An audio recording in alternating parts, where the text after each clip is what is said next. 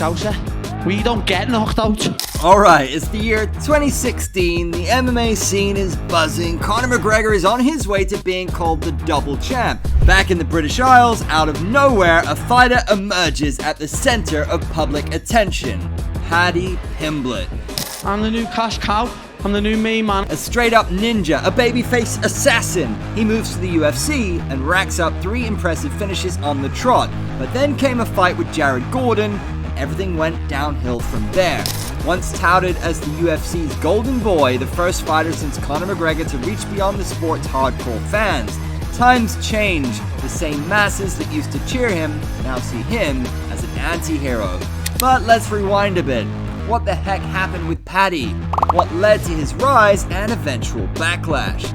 Join us, fight fans, because we're diving straight into controversy's favorite and one of MMA's bad boys. So subscribe to Sportskeeda MMA and smash the bell icon to never miss any of our videos. So before Paddy was the talk of the town in the UFC, he was the local stud in Liverpool. That's correct, he was a prodigy.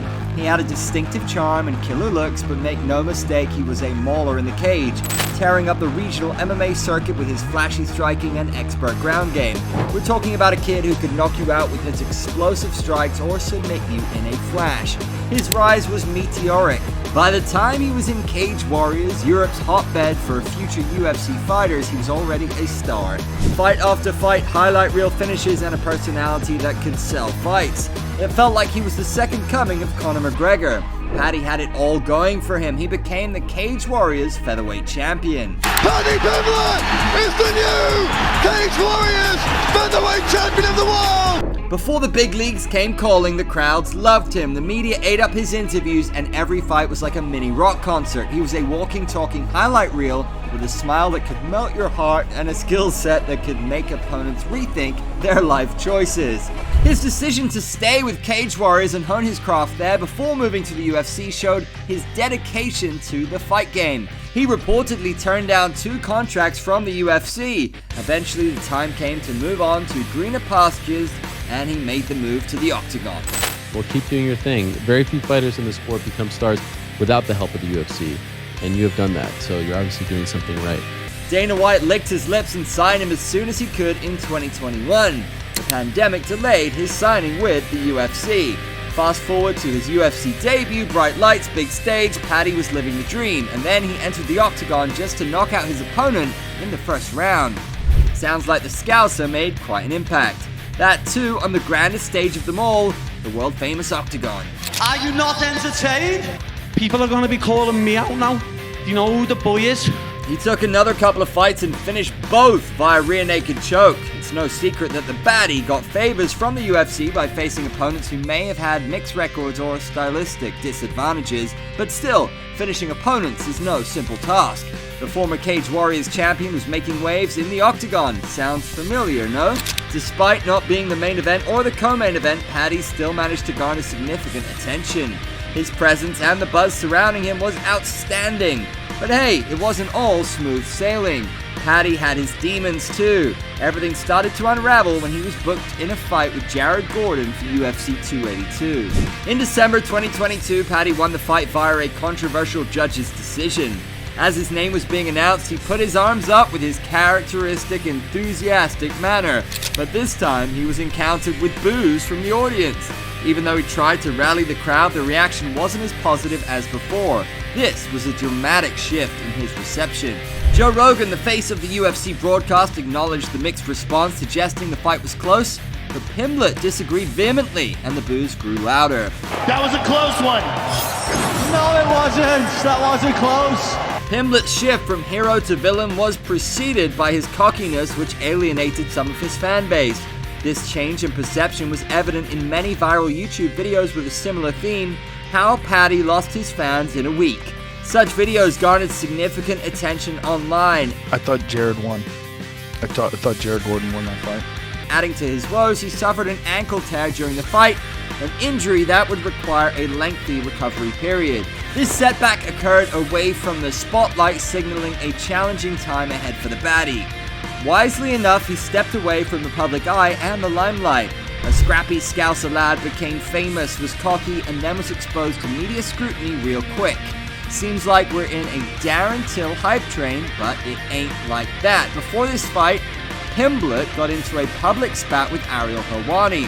Per Helwani, Paddy's team requested compensation to appear on his show, the MMA Hour. Pimblett countered that Helwani wanted him to cancel a separate paid appearance and come on the MMA Hour instead.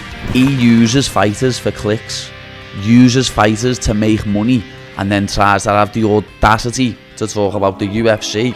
The situation intensified when Pimblett doubled down on this beef. He invited Dana White to his own podcast. Both criticized Helwani.